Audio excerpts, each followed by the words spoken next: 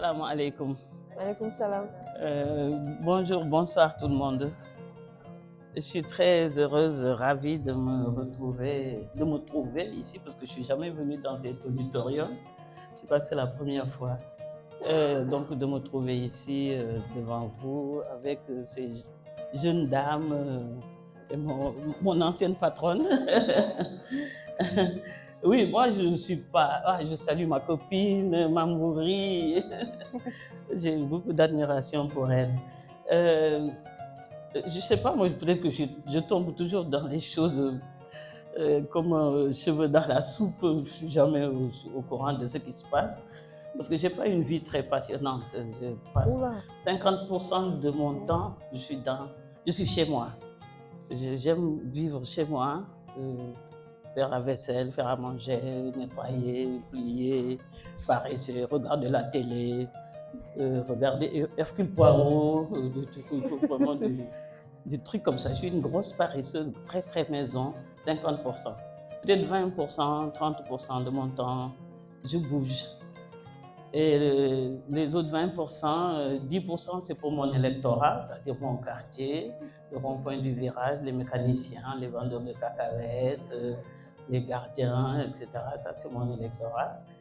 Et les 10%, j'essaie quand même d'être utile à la société un peu quand même. Et donc là, je me rapproche des jeunes gens, des nouvelles générations, parce que ça me rajeunit un peu comme les anciennes impératrices des grands empires de Chine qui aimaient s'entourer de jeunes gens.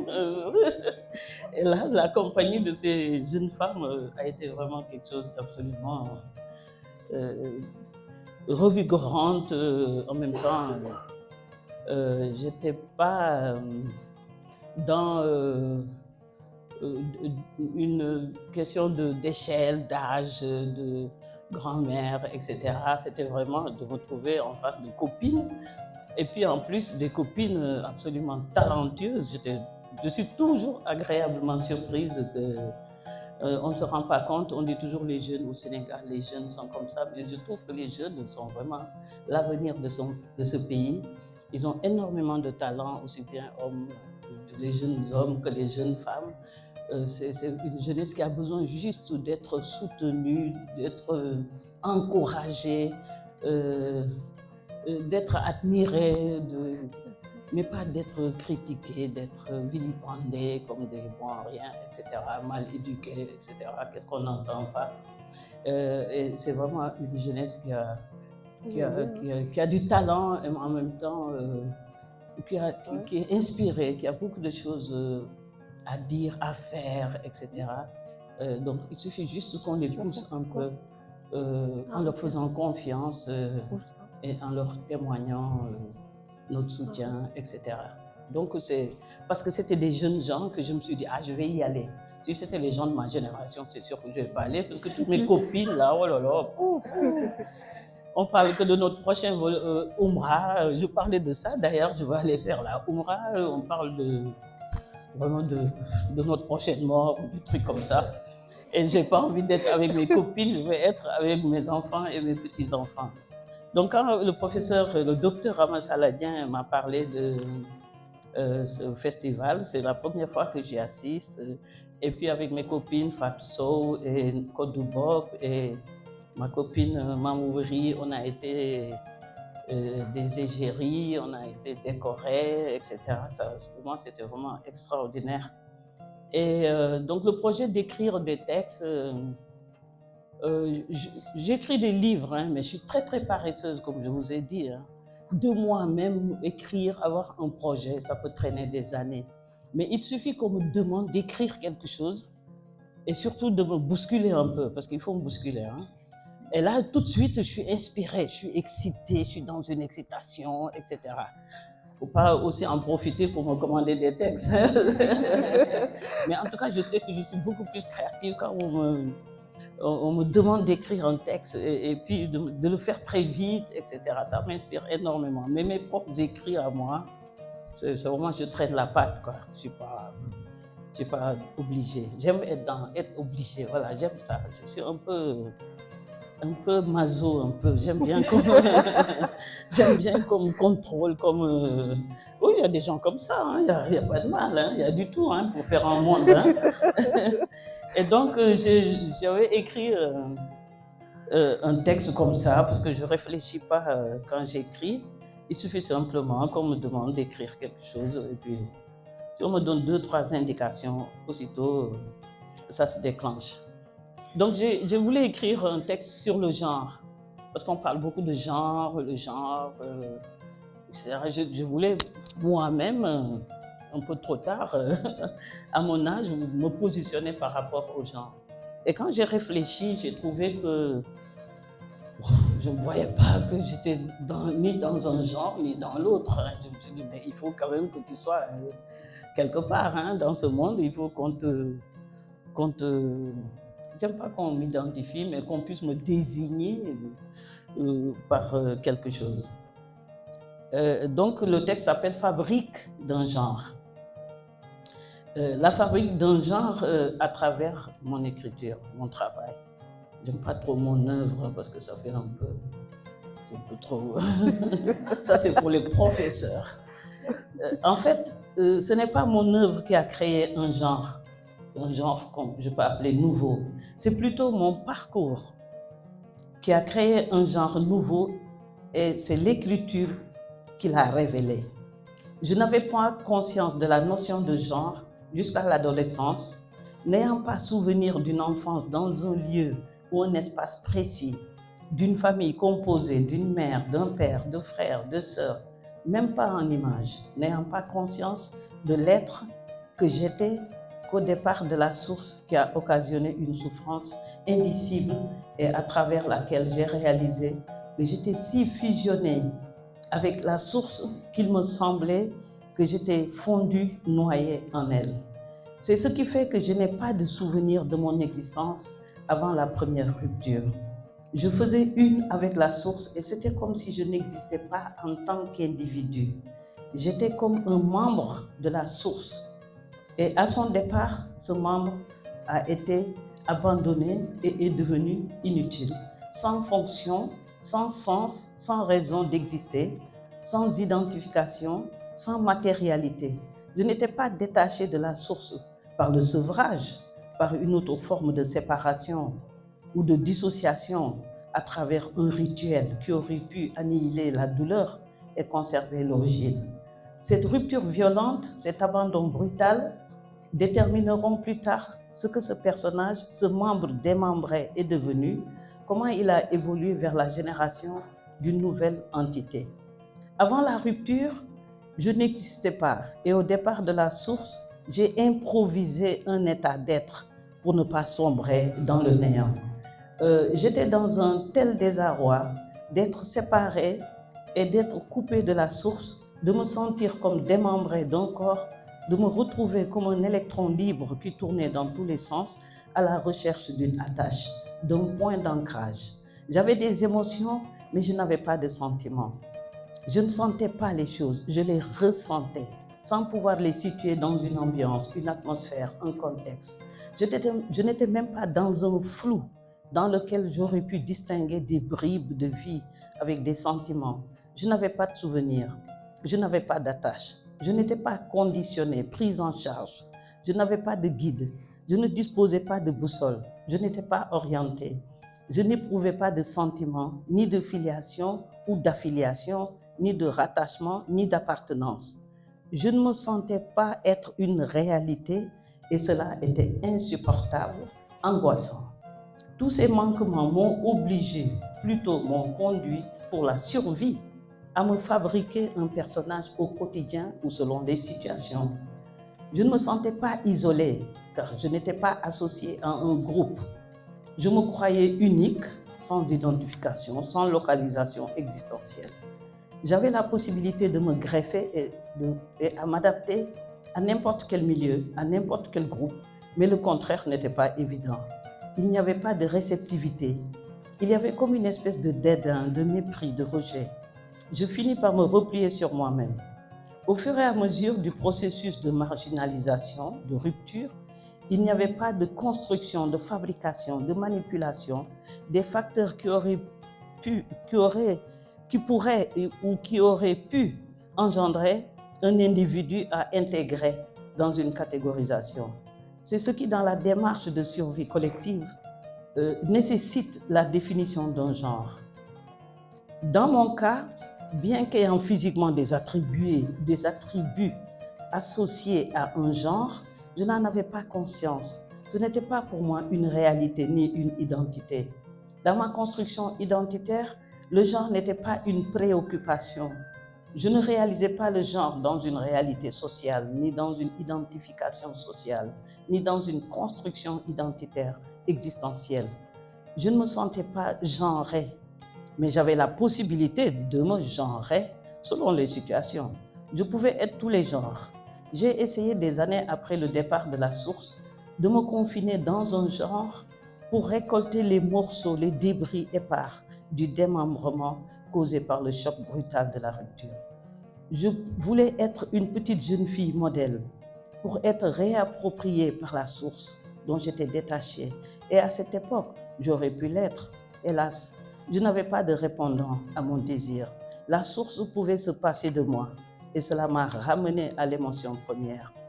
J'étais un membre accidentel, inutile. Je n'étais pas nécessaire pour la construction, pour la constitution du groupe. J'étais exclue du groupe depuis la rupture. C'est ainsi que je renonçais à cette tentative d'être une petite jeune fille modèle. Des circonstances dramatiques où j'ai été violentée psychologiquement par le masculin genré m'ont amené à vouloir devenir un jeune homme modèle, comme le groupe l'avait défini. Je me comportais comme quelqu'un de fort, de dominateur, quelqu'un qui prenait l'initiative en premier, qui décidait tout seul et qui ne cherchait pas la compagnie de ses compères. Là aussi, j'étais seule à apprécier l'effort. Pour le groupe, je traversais une crise. Le groupe ne se rendait pas compte que mes possibilités d'être qui je voulais selon les situations, et il s'en foutait. Je ne l'intéressais pas depuis la tentative qu'il avait faite pour essayer de m'intégrer.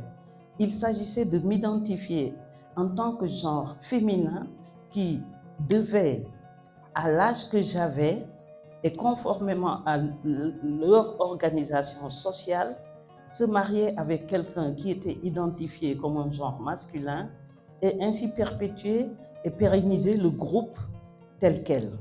J'avais refusé et ce refus fut la seconde rupture. De mon côté, je pris conscience que je pouvais être quelqu'un d'autre à tout moment. La tâche m'a été facilitée depuis la rupture définitive après mes tentatives personnelles quand je fus considérée comme une démente inguérissable. Une folle, quoi. Toujours d'ailleurs, je suis toujours considérée comme une folle. Il n'y avait donc plus de tentative de m'intégrer dans un groupe, dans une catégorisation. Je n'étais plus identifiée socialement, je n'étais plus conditionnée à devenir ce que le groupe voulait. J'étais dans l'anonymat social. Il arrivait que des individus dans le groupe, usant de l'autorité qui leur était conférée, osassent m'interpeller sur ce que je voulais devenir dans une société qui n'acceptait pas les transfuges dans une ultime tentative. Je fis fi de leur autorité et assumée. Le groupe ne me manquait pas. Je ne le connaissais pas. Je n'en avais jamais fait partie. Je n'avais pas le choix. Je n'avais pas de choix à faire. Je n'avais que le choix de ma réalité en construction, une réalité dissidente. J'étais incapable de comprendre d'où me venait la capacité de résistance et le courage d'assumer mon exclusion du groupe. Du désarroi au début, je finis par accepter ce que je n'avais pas délibérément voulu ou cherché, mais qui était ma réalité. Ce fut une libération. Je ne me définissais pas par rapport aux normes de société d'ici ou d'ailleurs, mais je pouvais respecter toutes les normes sans me dévoyer moi-même, sans renoncer à moi, sans me trahir. Et depuis que je ne suis pas figée dans une norme, et cela m'a permis d'obéir à ma réalité dans toutes les situations, Je ne cherche pas à choquer ni à porter préjudice aux autres dans leur confort et certitude. Mais je ne fais pas de concessions extrêmes qui me ramèneraient à la case départ et à celle des contradictions douloureuses.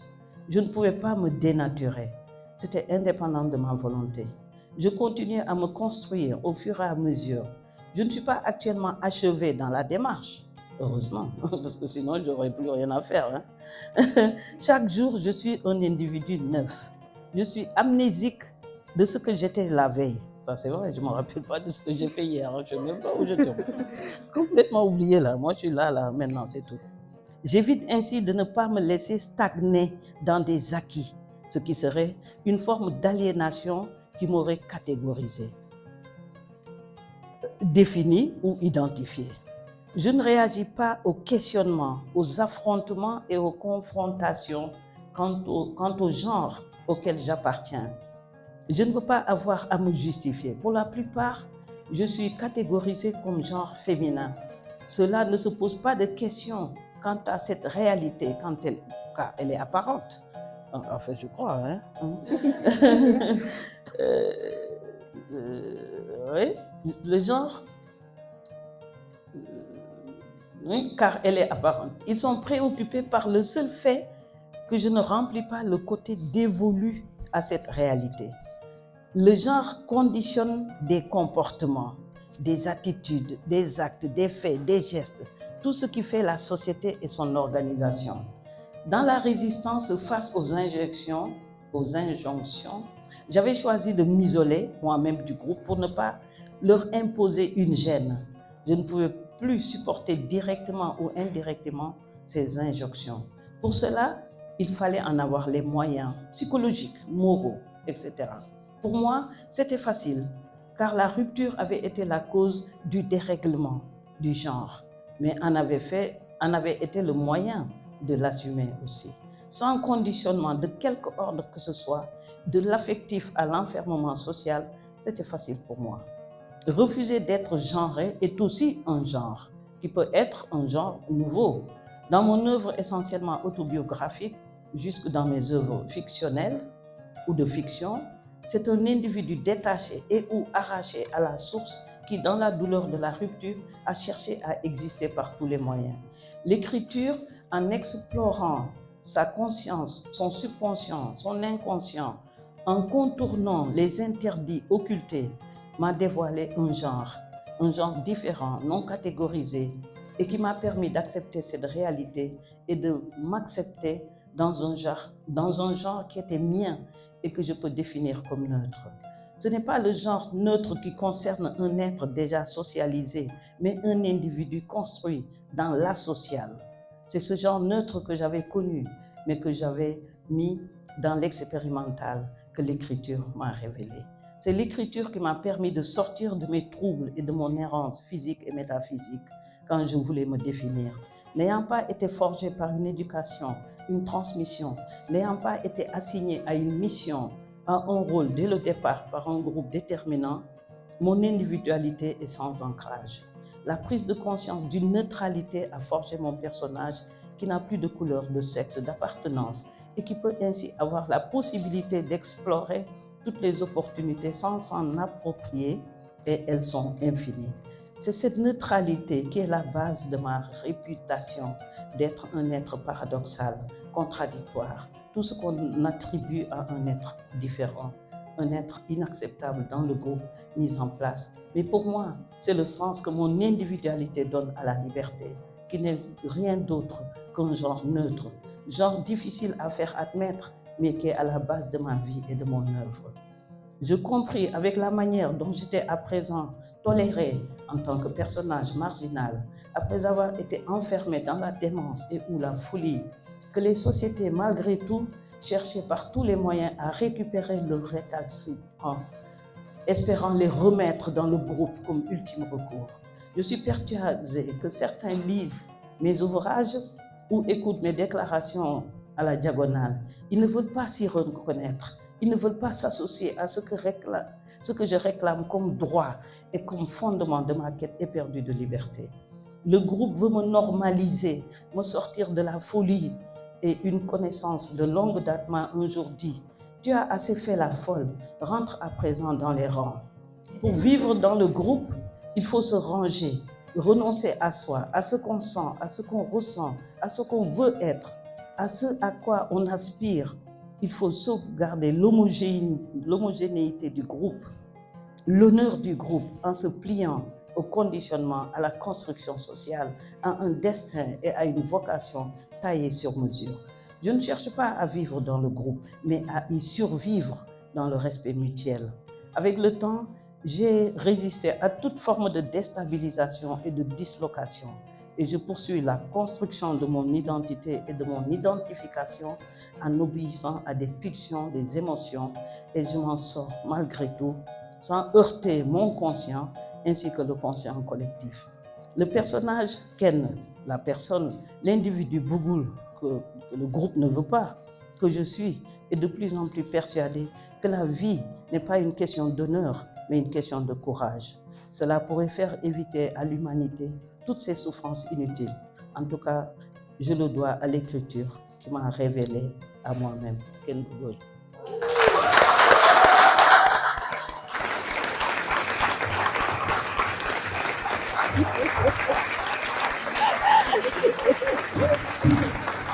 Ah, wow.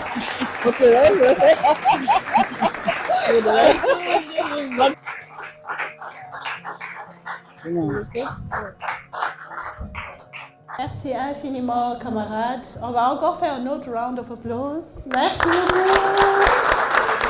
Merci infiniment. Alors, ce texte était provocateur de bout en bout. La fabrique d'un genre nouveau. J'y entrevoyais aussi la fabrique d'un genre artistique nouveau. Parce qu'il s'agit de l'individu Ken Bougoul, l'autrice, la créatrice. Donc, merci infiniment pour ce texte.